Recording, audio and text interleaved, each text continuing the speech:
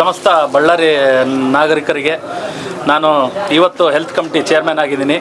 ನಮ್ಮ ಎಲ್ಲ ಕಾರ್ಪೊರೇಟರ್ಸ್ ಪರವಾಗಿ ಎಲ್ಲರ ಪರವಾಗಿ ನಾನು ತುಂಬ ಹೃದಯದ ಧನ್ಯವಾದ ಹೇಳ್ತಾ ಇದ್ದೀನಿ. ಅದೇ ರೀತಿ ಈಗೊಂದು ನನಗೇನು ಈ ಅವಕಾಶ ಬಂದಿದೆ ಅದು ಇಡೀ ನಮ್ಮ ಬಳ್ಳಾರಿಗೆ ಒಳ್ಳೆಯದಾಗುವಂಥ ಕೆಲಸ ಎಲ್ಲ ಈಗಿಂದ ಮಾಡ್ತೀನಿ. ನಮ್ಮ ಹೆಲ್ತ್ ಕಮಿಟಿಯಿಂದಾಗಲಿ ಸಾರ್ವಜನಿಕ ಶಿಕ್ಷಣ ನ್ಯಾಯ ಸ್ಥಾಯಿ ಸಮಿತಿಗೆ ಈಗೇನು ನಾನೇನು ಅಧ್ಯಕ್ಷ ಆಗಿದ್ದೀನಿ. ಇದರಿಂದ ನಾನು ಏನು ಎಲ್ಲ ಇದೆ ಅದನ್ನೆಲ್ಲ ನಾನು ಮಾಡ್ತೀನಿ ಅಂತ ಹೇಳಿ ಬಳ್ಳಾರಿಯಲ್ಲೇ ಸ್ವಚ್ಛತೆಯನ್ನು ಕಾಪಾಡ್ತೀನಿ.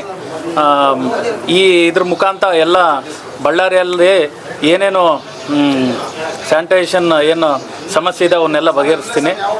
ದಿನನಿತ್ಯದ ಕಸ ಸಂಗ್ರಹಣೆಯಲ್ಲೂ ನೀಟಾಗಿ ಮಾಡ್ತೀವಿ. ಅದೇ ರೀತಿ ನಮ್ಮ ಆರೋಗ್ಯದ ಪರವಾಗಿ ನಮ್ಮ ಬಳ್ಳಾರಿ ಜನತೆಗೆ ಭಾಳಷ್ಟು ಅನಾರೋಗ್ಯ ಸಮಸ್ಯೆಗಳು ಎಲ್ಲ ಇದೆ. ಏನು ಪೊಲ್ಯೂಷನ್ ಜಾಸ್ತಿ ಆಗಿದೆ, ಅದ್ರ ಬಗ್ಗೆ ನಾನು ಹೋರಾಟ ಮಾಡಿ ಅದ್ರ ಬಗ್ಗೆ ಎಲ್ಲ ಮುಂದಿನ ದಿನಗಳಲ್ಲಿ ಇನ್ನೂ ಭಾಳಷ್ಟು ಲೈಫ್ ಇದೆ ನಮ್ಮೆಲ್ಲರಿಗೆ.